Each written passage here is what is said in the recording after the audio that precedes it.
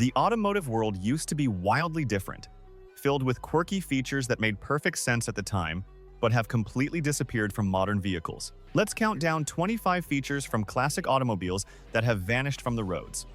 And stick around because number 7 is going to shock you. Before watching, please like and subscribe to the channel. This will help in developing the content. Number 1. Floor-mounted headlight dimmer switches. For decades, drivers controlled their high beams with a button on the floor to the left of the clutch pedal. You'd tap it with your foot to switch between bright and dim. This was standard in American automobiles from the 1920s all the way through the 1970s. The problem was these switches lived in the worst possible location, exposed to road salt, water, and grime. They'd corrode and fail constantly, leaving you stuck with either only high beams or only low beams until you could get under the dash to replace the switch. By the early 1980s, manufacturers finally moved the dimmer to the turn signal stalk where it belongs. But if you drove anything before that, your left foot was doing double duty.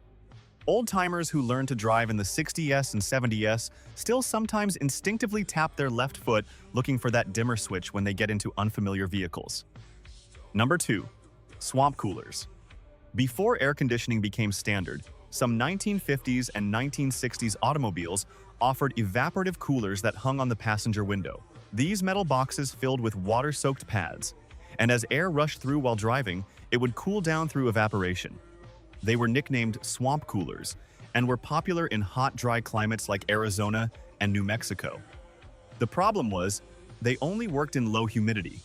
They reduced visibility out the passenger side, created terrible wind noise at highway speeds, and honestly didn't cool much better than just rolling down the windows. They disappeared almost overnight once factory air conditioning became affordable in the late 1960s. Number 3. Manual chokes. Carbureted engines needed extra fuel when cold, and early automobiles required drivers to manually pull a choke lever on the dashboard. You'd pull it out before starting a cold engine, then gradually push it back in as the engine warmed up. Forget to push it back in, and you'd foul your spark plugs, waste gas, and create thick black smoke from your exhaust. Automatic chokes started appearing in the 1930s, but manual chokes hung around in economy automobiles well into the 1970s. Fuel injection killed them off completely by the 1990s. Learning to operate a manual choke properly was considered an essential driving skill, and experienced drivers could tell exactly when to push it back in just by the sound of the engine. Number 4. Vent windows. Those small triangular windows at the front of the door frame were genius. You could angle them to direct fresh air exactly where you wanted it without the buffeting of a fully open window. They were perfect for smoking, defrosting, or just getting airflow without messing up your hair. Every automobile had them from the 1930s through the 1970s. They disappeared for 2 reasons. They were a weak point for thieves who could pop them open easily with a screwdriver and reach in to unlock the door. And they created wind noise that became unacceptable as automobiles got quieter and highway speeds increased. Air conditioning made them obsolete anyway. But anyone who drove automobiles with vent windows will tell you they were far superior to cracking a regular window, especially for that perfect gentle breeze on a mild day. Number 5. Gas cap behind the license plate. Many American automobiles from the 1950s and 1960s, including Chevrolet Caprices and Impalas, hid the gas cap behind a hinged rear license plate. You'd flip the plate down, and there was your fuel filler. It looked clean, and solved the problem of which side the cap should be on, since it was always in the center. The downside was you had to remember this unusual location, and gas station attendants in the full-service era would often have no idea where to find it. The hinge mechanism would break or rust, leaving the license plate dangling or the gas cap inaccessible. Rear-end collisions could damage the fuel system more easily with this setup. By the 1970s, manufacturers gave up on the idea and went back to caps on the rear quarter panels, where they're easier to access and safer in accidents. Number 6. Tissue dispensers. Upscale 1960s automobiles like Cadillacs came with built-in tissue dispensers on the back of the front seat or in the door panels. These weren't aftermarket accessories, they were factory-installed features, marketed as luxurious conveniences. The thinking was that luxury automobile buyers needed convenient access to tissues, just like they had at home. The chrome-trimmed dispensers would hold a small box of tissues and were positioned for easy reach by rear seat passengers. The feature died out in the 1970s, as it became clear most people just kept a box of Kleenex on the rear deck anyway. The built-in dispensers were just another thing to break or look dated as interior designs changed. They also took up valuable space that could be used for other features like cup holders or storage compartments. Number 7. Gasoline heaters. This sounds insane by today's standards, but some 1960s Volkswagen Beetles and buses came with auxiliary gas heaters that burned actual gasoline to heat the cabin. The air-cooled VW engine provided almost no heat in winter, so dealers installed these aftermarket units that had their own fuel supply, burner, and exhaust. Yes, there was a small chamber burning gasoline somewhere under your vehicle or behind the dashboard. They were eventually banned in many places for safety reasons, and Volkswagen eventually developed better heating solutions that used heat exchangers from the engine exhaust instead of burning fuel independently. Number 8. Push-button transmissions. Chrysler introduced push-button automatic transmissions in 1956, with buttons mounted on the dashboard to the left of the steering wheel. Instead of moving a lever, you pressed a button for park, reverse, neutral, drive, or low. It was space-age and futuristic, fitting perfectly with the jet-age styling of 1950s automobiles. The problem was people didn't trust it, and there were concerns about accidentally hitting the wrong button while reaching for something else on the dash. Chrysler dropped them after 1964, and while Edsel and Packard tried similar systems, the traditional shifter won out. Drivers wanted the tactile feedback and positive engagement of a physical lever. Modern electronic shifters are basically the same idea, but it took 50 years to come back, and even now, many people prefer traditional shifters. Number 9. Curb feelers. These were spring-mounted wands that stuck out from the sides of your vehicle near the wheels. When you got close to a curb while parallel parking, the feeler would scrape against it and make a distinctive sound, warning you to stop before damaging your white walls or wheel covers. They were popular in the 1950s and 1960s, when automobiles were enormous boats with terrible visibility and expensive white wall tires that could be ruined by curb scrapes. You'd see them mostly on Cadillacs and Lincolns. Better mirrors and smaller automobiles made them unnecessary. Plus, they looked ridiculous and would break off constantly when they hit anything. Parallel parking a 1959 Cadillac Coupe de Ville without curb feelers was considered a genuine skill that took practice to master. Number 10. Vacuum-powered windshield wipers. Before electric motors took over, many automobiles through the 1960s used engine vacuum to power the windshield wipers. This created a bizarre problem. When you accelerated hard, the vacuum would drop and your wipers would slow down or stop completely. This was maddening, but it was cheap and simple compared to electric motors. Experienced drivers learned to compensate by easing off the throttle slightly when they needed the wipers to work, but it was a terrible compromise. Electric wipers became standard by the late 1960s, and nobody missed the vacuum system. It remains one of the most obviously flawed automotive features ever widely adopted. Number 11. Dashboard-mounted rearview mirrors. Early automobiles mounted the rearview mirror on top of the dashboard instead of hanging it from the roof. You'd have this mirror sitting on the dash, blocking part of your forward view. The logic was it kept the mirror more stable and easier to adjust without having to reach up. By the 1940s, manufacturers realized hanging it from the header was far better for visibility and stability. Some automobiles kept dash-mounted mirrors into the early 1950s, but they were clearly inferior.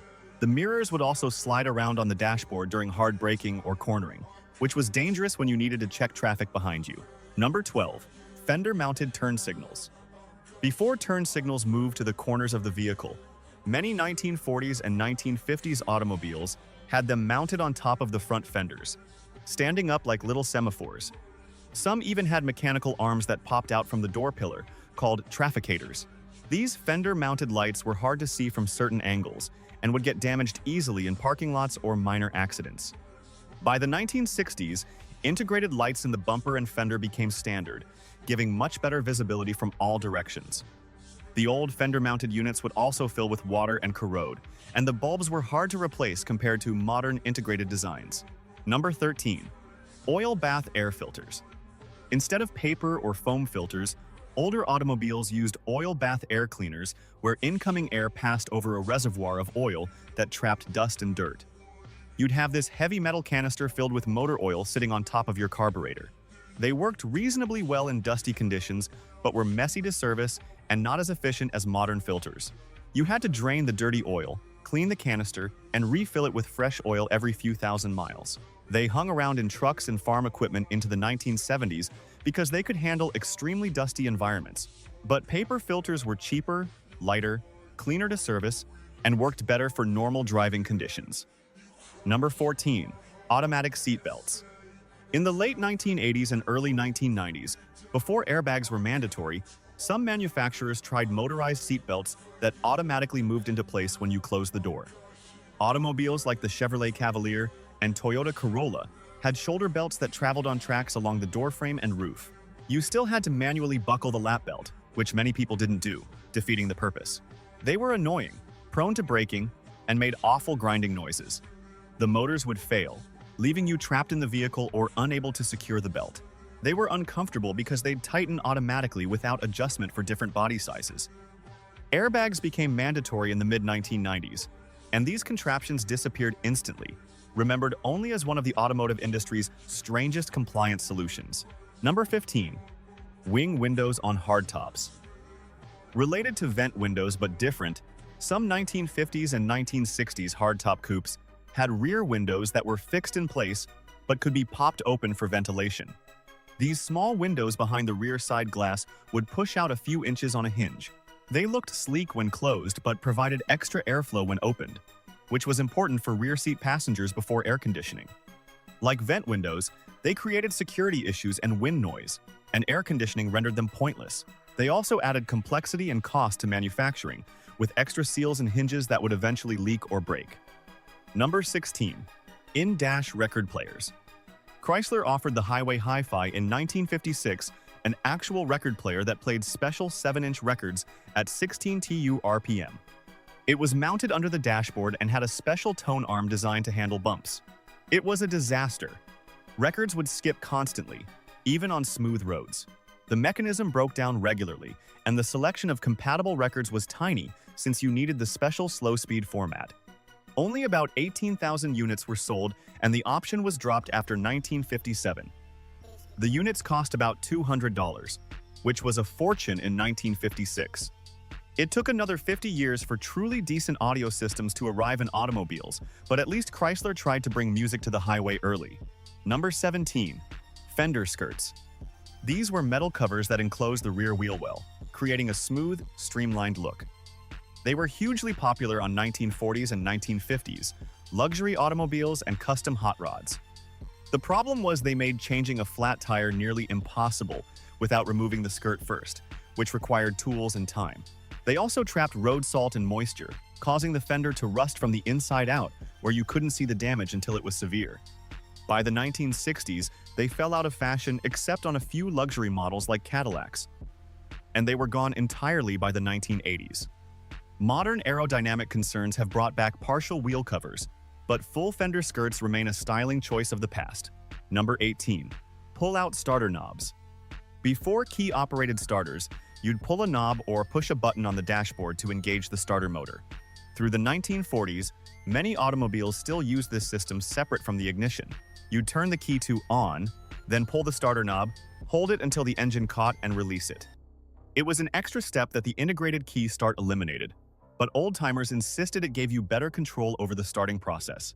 You could feel when the engine caught and released the starter immediately, preventing starter motor wear. The integrated key start was more convenient, but some argued it encouraged people to grind the starter by holding the key too long. Number 19. Underfloor brake fluid reservoirs. Early automobiles didn't have convenient master cylinders under the hood.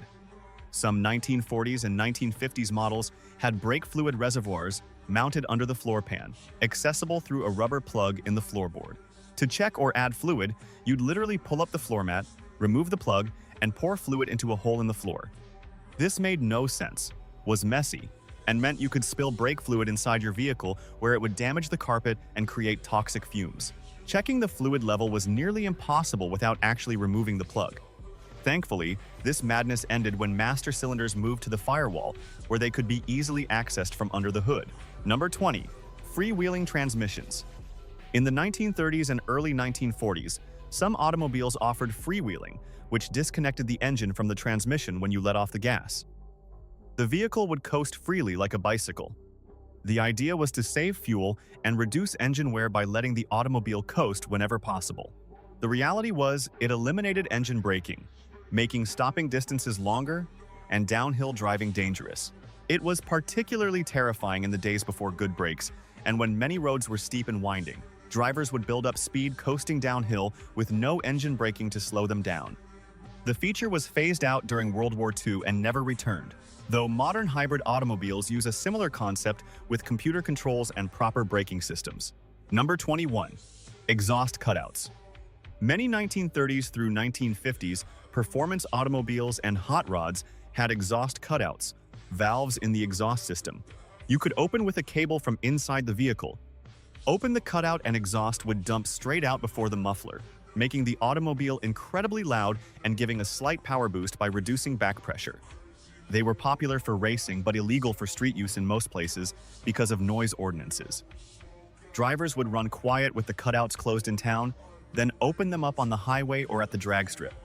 Modern automobiles have electronic exhaust valves that do the same thing, but the manual cable-operated cutouts are long gone. Number 22. Crank-out windshields. Some 1950s and 1960s trucks and Jeeps had windshields that could crank outward from the bottom for ventilation. You'd turn a handle and the whole windshield would tilt out a few inches, allowing air to flow in from below.